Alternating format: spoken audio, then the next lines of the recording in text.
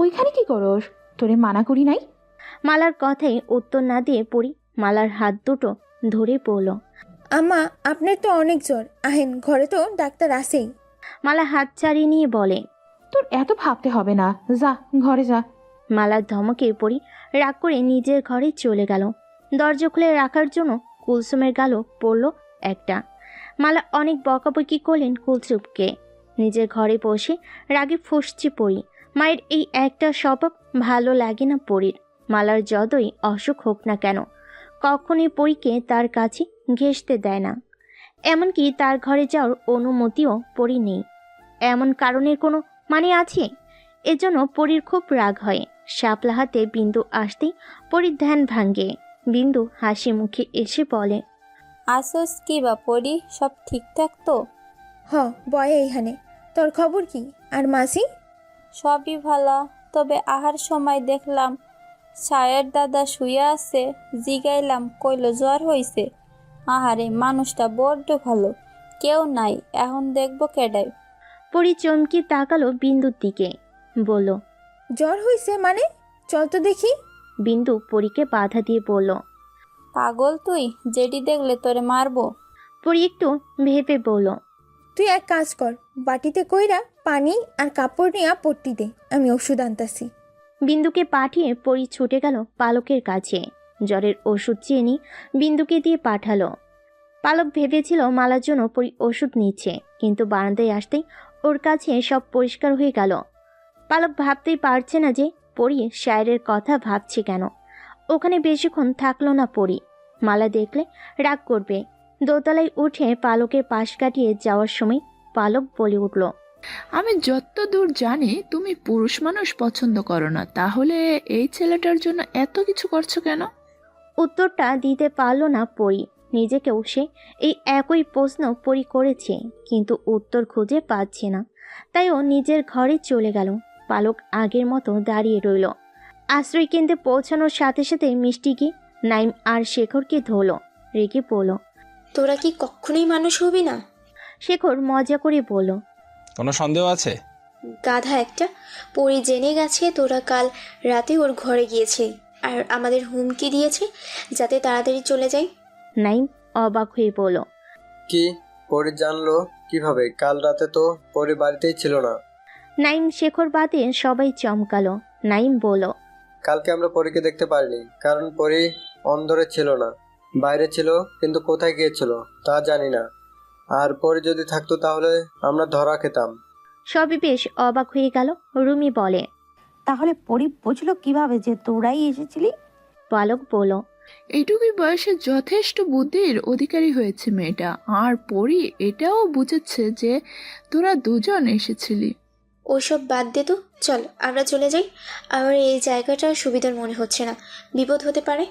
মিষ্টির কথায় নাহিম বলল, আমরা কেন যাব? কাজে এসেছি, কাজ শেষ করে তারপর যাব। তাহলে পরির চিন্তা মাথা থেকে ঝেড়ে ফেল। নাইম জবাব দেওয়ার আগেই পালক বলল, মিষ্টি ঠিক কথা বলেছে নাইম, পরীর কথা মাথা থেকে বের করে দে, তাহলে আমাদের সবার ভালো। পরীর মধ্যে কিচ্ছু একটা আছে, গোপন কোনো রহস্য, যার জন্য ও নিজেকে শক্তিশালী মনে করে। তাই আমাদের ভালোর জন্য হলেও এসব চিন্তা বাদ দে। নাইম কথা না বলে স্থান ত্যাগ করলো। তবে এর চিন্তা তত্তর করে বেড়ে গেল। সবখানে এত রহস্যের গন্ধ কেন? এখন ওর মনে হচ্ছে এই গ্রামটাই রহস্যজনক। কারোর মুখে জমিদার বাড়ির কোনো কথা শোনা যায় না, ভালো মন্দ কোনো কথা না। জানার আগ্রহ আরও বাড়ছে নাইমের। কিছু তো একটা গোপন তথ্য আছে এই বাড়িতে। কাজ শেষ করে ফিরতেই শায়েরের মুখোমুখি হয় নাইম। আপনার জ্বর এখন কেমন? বিগলিত হেসে শায়ের জবাব দিল, কাজের মানুষ আমি, জ্বরের কথা ভাবলে হবে? নিজের শরীরের কথাও ভাবতে হবে। কালকে বৃষ্টিতে ভেজা আপনার উচিত হয়নি, এই সময় একটু সাবধানে থাকবেন। আচ্ছা, থাকবো। শুনুন। শায়ের চলে যেতে গিয়েও দাঁড়ালো। নাইম বলল, এই বাড়ির ভেতর বোধহয় অদ্ভুত সব ঘটনা ঘটে। আমার বন্ধুরা তাই বলল। আপনি কি কিছু জানেন? আমার জানা মতে জমিদারের 3 কন্যা আর 1 পুত্র এবং 2 বউ, আর একটা ভাই আছে। বাড়িতে কাজের লোক আছে, পাহারাদার আছে। আর কি জানতে চান? নাইম আমতা আমতা করে বলল, মানে পরি? এই নামটা ভুলে যান। গ্রামের প্রায় লোক পরীকে চিনলেও স্বীকার করে না। আপনিও তাই করুন, ভালো হবে। এর বেশি কিছুই আমি জানি না, আর আপনিও জানার চেষ্টা করবেন না। কথাগুলো গম্ভীর কণ্ঠে বলল শায়ের। নাইমের অদ্ভুত লাগলো শায়েরের কথাগুলো। এভাবে বলল কেন? ওই শায়ের তো জমিদারের লোক। যদি সবাইকে বলে দেয়, ইস, ভুল জায়গায় ভুল কথা বলে ফেলেছে। রাতের বেলা ঘটে গেল অনাকাঙ্ক্ষিত ঘটনা, যা নাইম কল্পনাও করতে পারেনি। রাতে খবর এলো বাগান বাড়িতে একজন অসুস্থ হয়ে পড়েছেন। কোনো কিছু না ভেবে নাইম একজন মাঝিকে নিয়ে একাই গেল। তবে ফেরার পথে হলো সমস্যা। অন্ধকারের মধ্যে কেউ শক্ত লাঠি দিয়ে আঘাত করলো নাইমের মাথার পেছনে। পড়ে গেল নাইম, ব্যথায় গঙ্গাতে লাগলো। মাথা থেকে রক্ত বের হচ্ছে কিনা অন্ধকারে দেখা যাচ্ছিল না। অজ্ঞান না হলো সবকিছু ঝাপসা দেখছে সে। এভাবে কেটে গেল কিছুক্ষণ, তবে কেউ এলো না। নিঃশ্বাস যেন বন্ধ হয়ে আসছে, আর কিছুক্ষণ পর হয়তো ও মারা যাবে।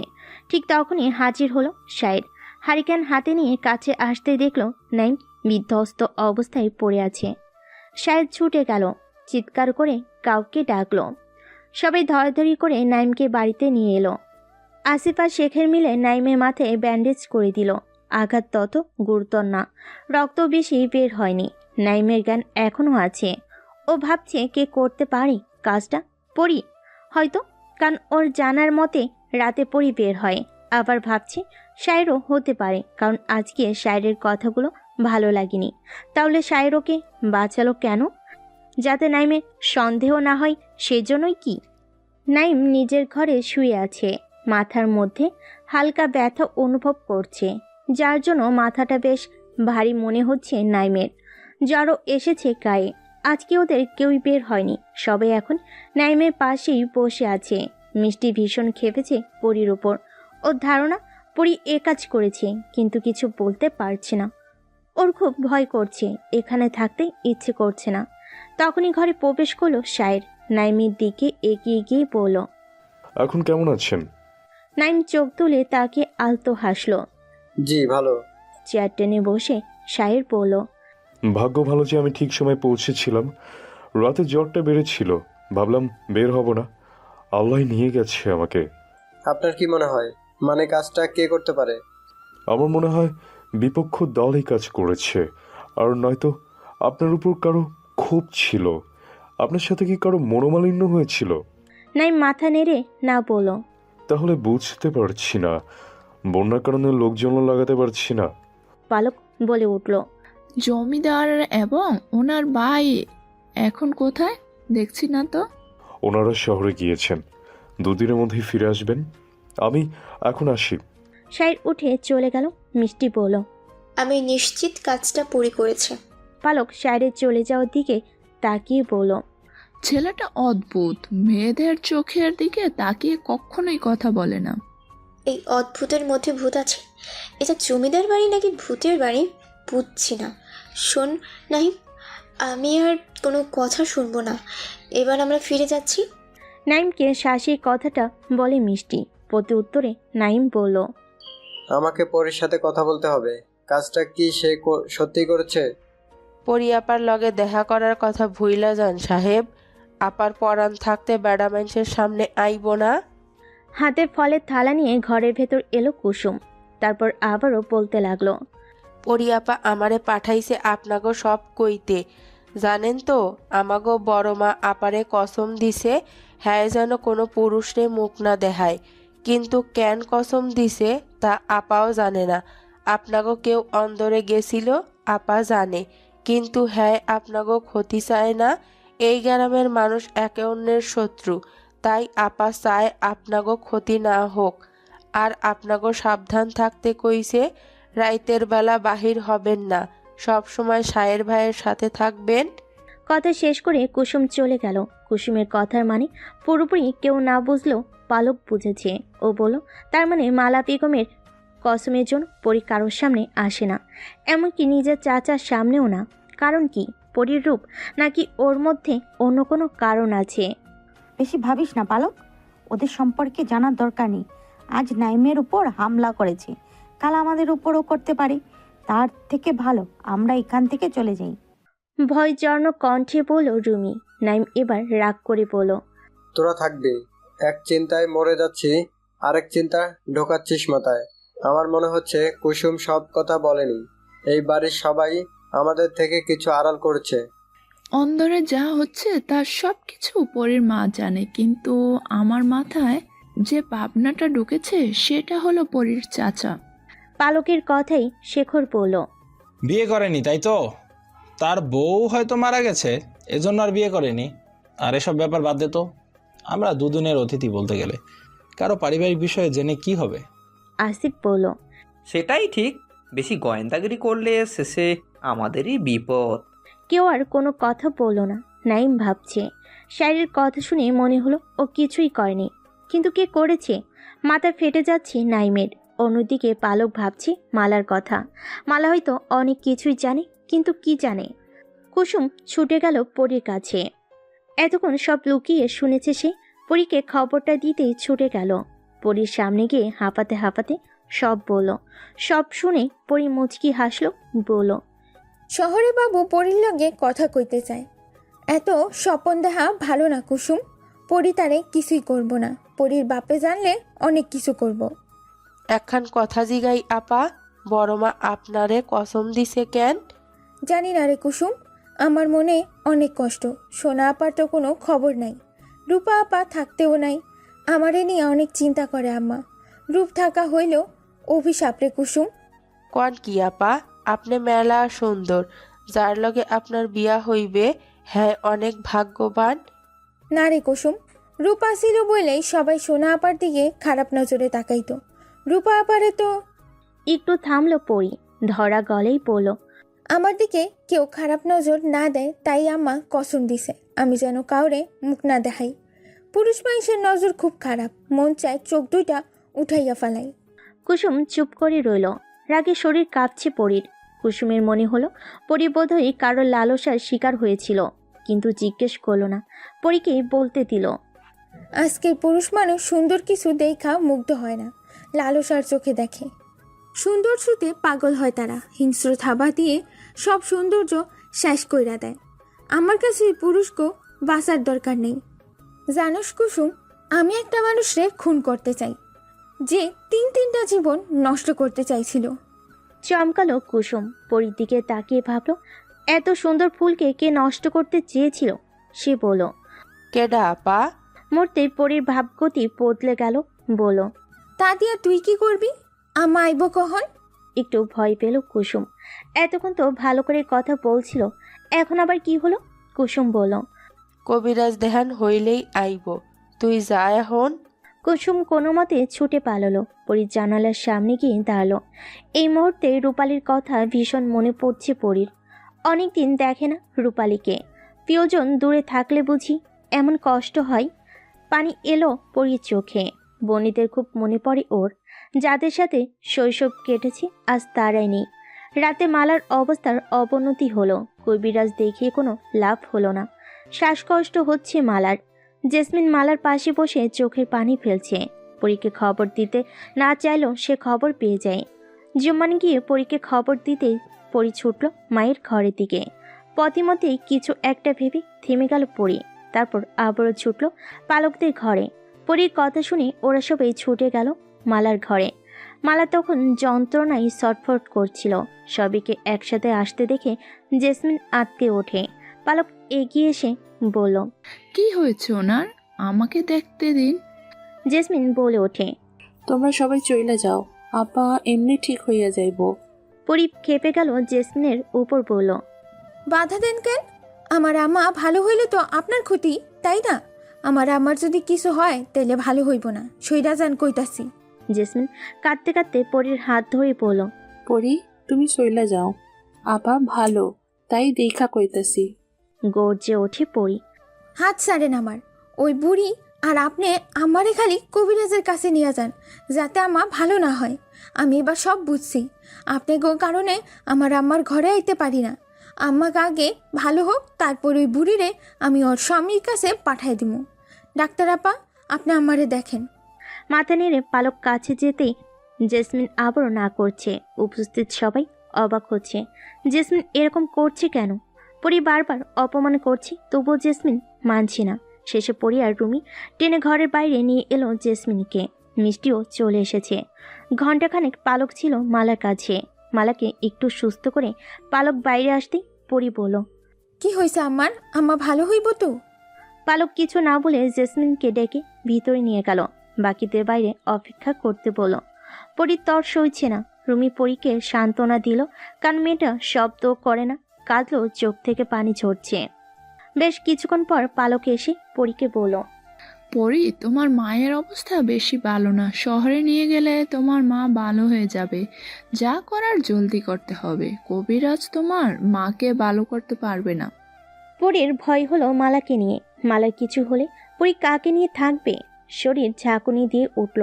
চেষ্টা করেও নিজেকে শক্ত রাখতে পারছে না পরী। মায়ের প্রতি সব মেয়েরাই দুর্বল হয়। সব কষ্ট দ্বারা হাসি মুখে মেনে নিল মায়ের কষ্ট মানতে পারে না। নারীর মন কোমল পদ্মে নেয় পরী স্ফুটিত। মায়ের জন্য মন চোখ দুটোই কাঁদছে পরীর। নিজেকে আজ দুর্বল মনে হচ্ছে। পালক পরীর কাঁধে হাত রেখে বলল, চিন্তার কোনো কারণ নেই পরি, ভালো ডাক্তার দেখালে তোমার মা ভালো হয়ে যাবে। পরী কৃতজ্ঞতার সহিত পালকের দিকে তাকালো। পালক সৌজন্যমূলক হাসি দিল। ঘরে গিয়ে পালক কারোর সাথে কোনো কথা বলল না। সকালে কারোর চিল্লানোর আওয়াজে ঘুম ভাঙ্গে পালকের। বাইরে এসে দেখে মালা পরীকে মারছে, চুলের মুঠি ধরে মেরেই যাচ্ছে। জেসমিন মালার হাত ধরে টানছে, ছাড়ানোর চেষ্টা করছে, কিন্তু পারছে না। পালক নিজেও দৌড়ে গেল, পরীকে ছাড়িয়ে বলল, কি করছেন? এইভাবে কেউ মারে নাকি? ওরে মাইরা ফালামু আমি। শরীর ভালো আসিল না দেখা কাল কিছুই কইতে পারি নাই। বড় মানুষের মুখে মুখে তর্ক করা শিখছে ও। এমন মাইয়া লাগবো না আমার। পরী বলল, সবসময় আমার লগে এমন করেন কেন আম্মা? আমি আপনার ভালো চাই দেখা। মালা পরীকে থামিয়ে বলল, তোরে আমার ভালো দেখতে হইব না, তোর মুখ বন্ধ করে রাখলেই আমার ভালো। আল্লাহ, এই কেমন মাইয়া আমার পেটে দিলা। মালা বিলাপ করতে করতে চলে গেল। পরীর আগে ফুসতে ফুসতে নিজের ঘরে চলে গেল। জেসমিনের সাথে খারাপ ব্যবহার করার জন্য প্রায় পরী মার খেত, আজও তার ব্যতিক্রম হলো না। মায়ের এরকম আচরণ পরীর ভালো লাগে না। আফতাব বিকেলে ফিরে এসেছে। কালকে আসার কথা ছিল, কিন্তু আজকে হুট করে চলে এসেছে। মালার অসুস্থতার খবর পালক নিজে আফতাবের কাছে বলল। বলল সে যেন মালাকে নিয়ে শহরের ভালো ডাক্তার দেখান। নিজের পরিচিত একজন ডাক্তারের ঠিকানাও পালক দিয়ে দিল আফতাবকে। আফতাব দেরি করলো না, পরের দিনই সকালে চলে গেল মালাকে নিয়ে। পরীকেও জানানো হলো না। মালাকে শহরে নিয়ে যাওয়া হয়েছে, সাথে আফতাবও গিয়েছে। একথা জানার পরও পরী স্থির। অন্দরের উঠোনে মোড়া পেতে জুম্মানের সাথে বসে বসে পেয়ারা খাচ্ছে। ব্যাগ নিয়ে বের হয়েছে পালক। পরীকে দেখে পালক একটা মোড়া টেনে বসে বলল, তোমার মাকে শহরে নিয়ে গেছে তোমার বাবা, জানো? সকালে কুসুম কইল। আচ্ছা পরি, তোমার মা কবে থেকে এরকম অসুস্থ? পরী খাওয়া বন্ধ করে দিয়ে বলল, আমার অসুখ করলে কাউরে জানায় না, এমনকি আমারেও না। আম্মায় কয় বড় বউ গো নাকি এমনি সব ত্যাগ করতে হয়। কথাটা বলতে গিয়ে তাচ্ছিল্য করে হাসলো পরী। পালক মুচকি হাসলো। মেয়েরা যখন থেকে কোনো বাড়ির বউ হয়ে পা রাখে, তখন থেকে সে বাড়ির সুখের কারণ হয়ে দাঁড়ায়, আর দুঃখগুলো ঘরের ময়লা নেয় ঝাড় দিয়ে বাইরে ফেলে দেয়। বাড়ির সকলের খেয়াল রেখে আর সময় থাকে না নিজের একটুখানি যত্ন নেওয়ার। হ্যাঁ, এটাই নারীর সংসার। নিজের গায়ে দাগ পড়লেও সংসার এতটুকু দাগ লাগতে দেওয়া যাবে না। মিষ্টি আর রুমি আসতেই পালক উঠে দাঁড়ালো। পরীর দিকে ফিরে তাকিয়ে বলল, ফিরে এসে তোমার সাথে অনেক গল্প করব পরি। জবাবে পরী শুধু মাথা দোলায়। ওরা চলে যেতে জুম্মান হেসে বলে, এই আপা এই অনেক ভালো, তাই না আপা? জুম্মানের কথাই পরীও সায় দিল। তারপর নিজের কাজে মন দিল। পালকের মনটা ভালো নেই, কেমন যেন অস্থির অস্থির লাগছে। বৈঠক ঘরের উঠোনে পা রাখতে সায়রের সাথে দেখা। কিছু বলতে চেয়েও বলল না পালক। পাঞ্জাবির হাতা গোটাতে গোটাতে নৌকায় ওঠে সে। আজকে সবাই এক নৌকাতে যাচ্ছে। সবাই চুপ করে আছে, শুধু পানিতে বইটা ফালার আওয়াজ ভেসে আসছে।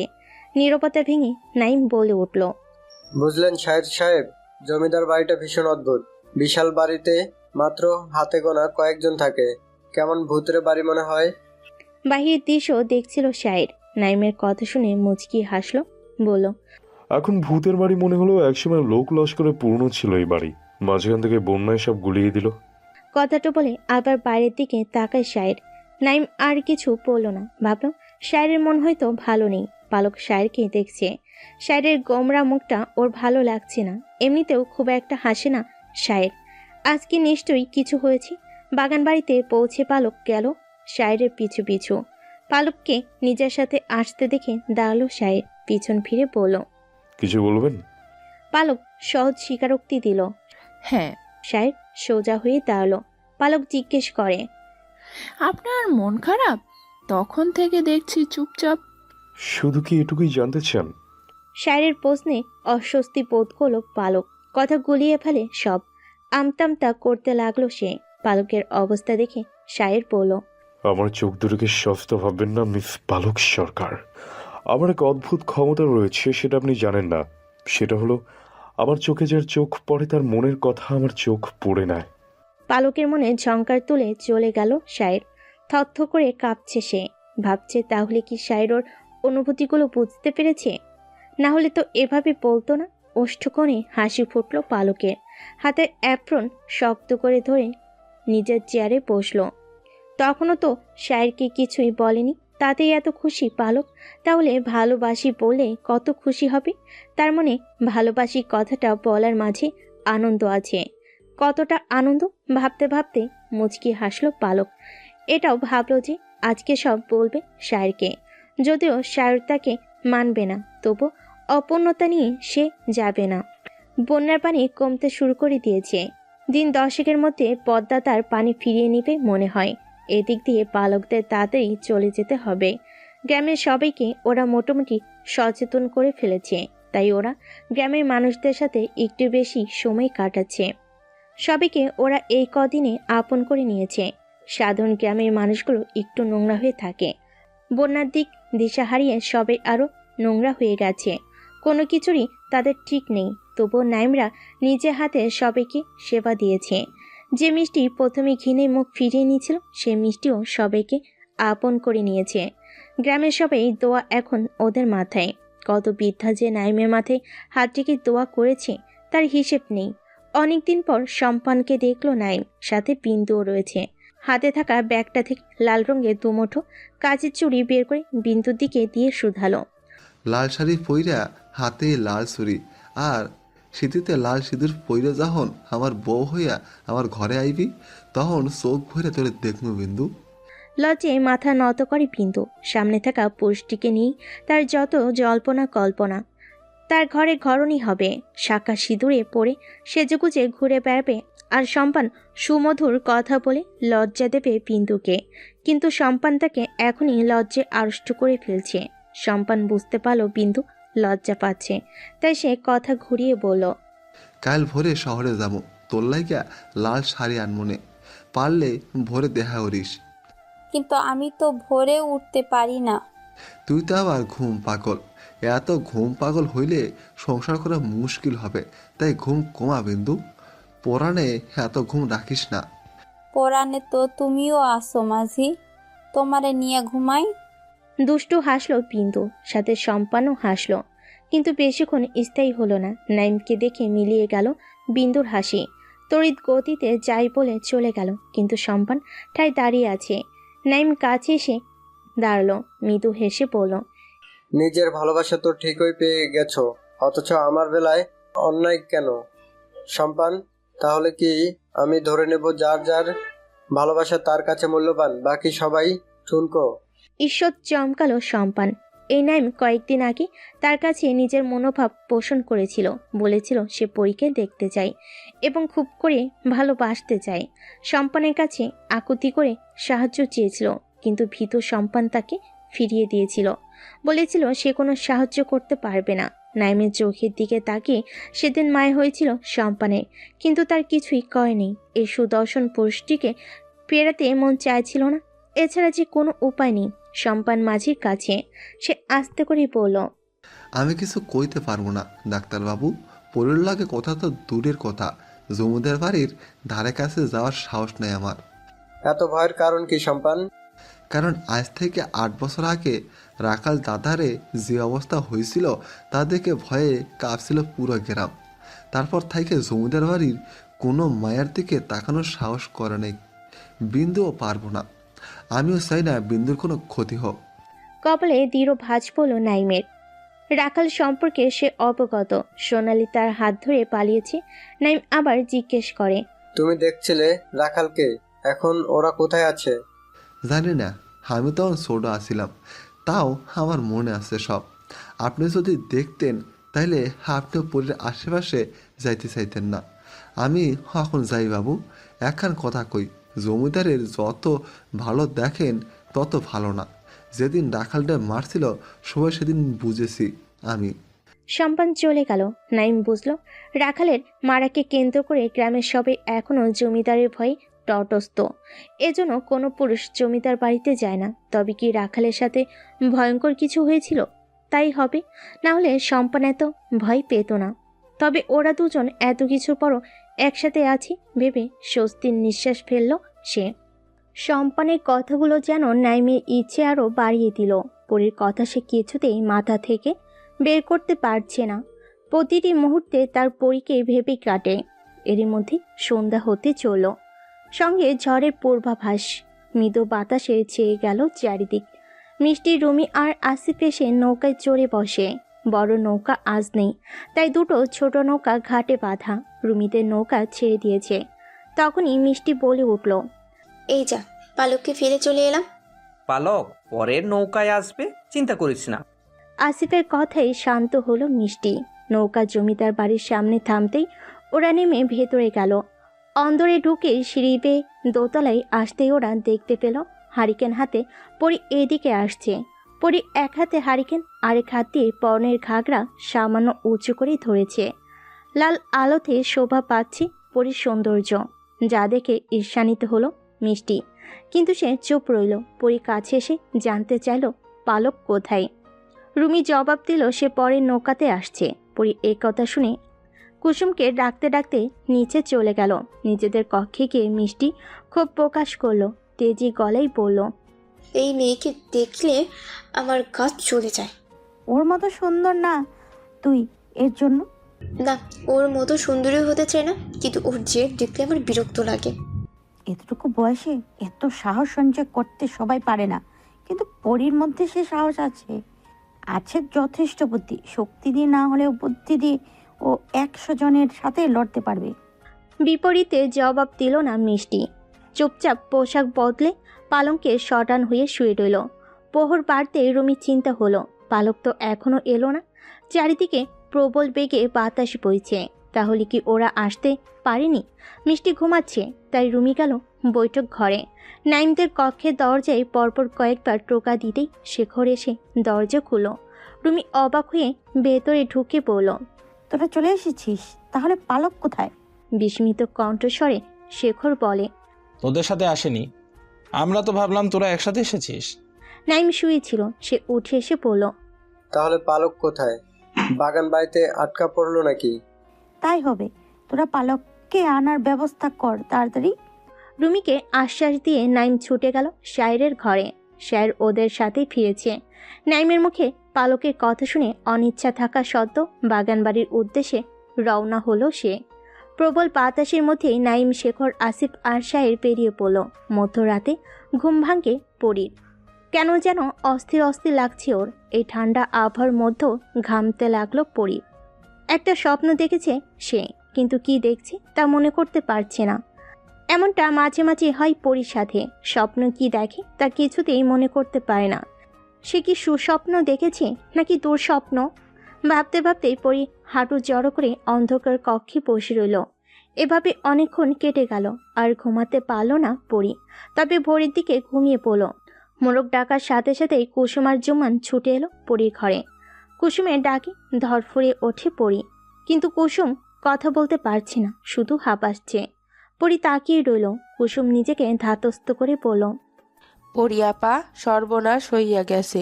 কাইল রাইতে ডাক্তার আপা বন্যার পানিতে ডুইবা মইরা গেছে।